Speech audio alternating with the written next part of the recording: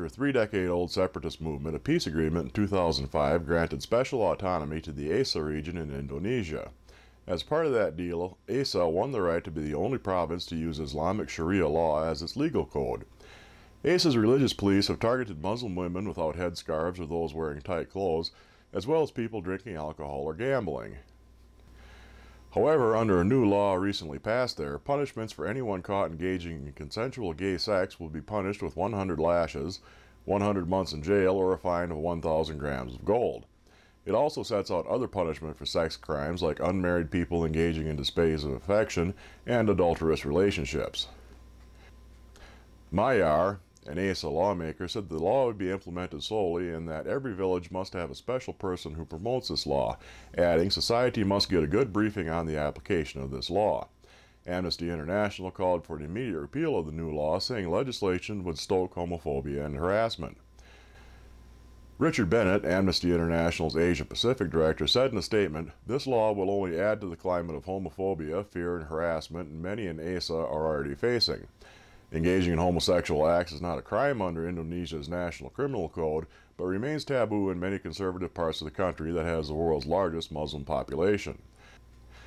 A resident of the province said after the law was passed, when Muslim or non-Muslim lives in Aceh, they must submit to the rules that have been set by the government of Aceh. At an event in St. Peter's Square recently, Pope Francis addressed some 40,000 elderly people. During this event that was to highlight the importance of older people within society, elderly people, including former Pope Benedict, attended a gathering of the wise and wrinkled, where Pope Francis denounced the neglect and abandonment of the old as hidden euthanasia. He sought to underscore the importance of the old in society and said homes for the elderly could not be allowed to become prisons where care took a backseat to business interests. In a cult where the ultimate reward is in heaven, you would think that Pope Francis would be encouraging these people to shuffle loose the mortal coil and into the arms of God.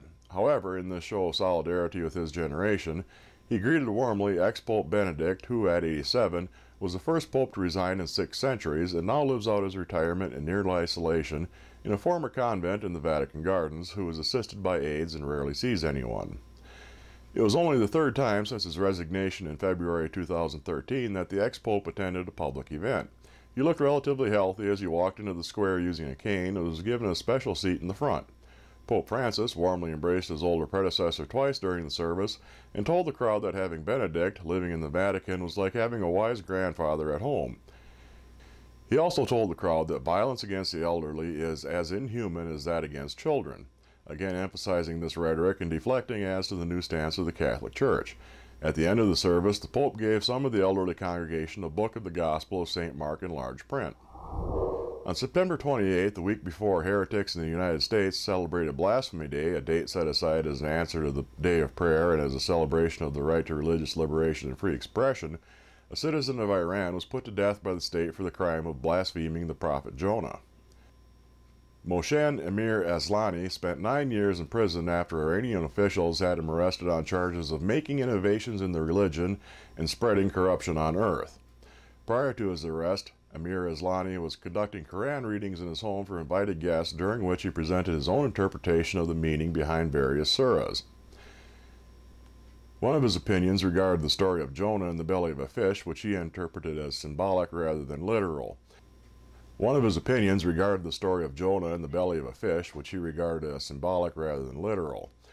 rights activists have put forward the suggestion that Emir Aslani was hanged for this belief, as many as Iranian Quranic scholars consider this idea to be an insult to the prophet Jonah.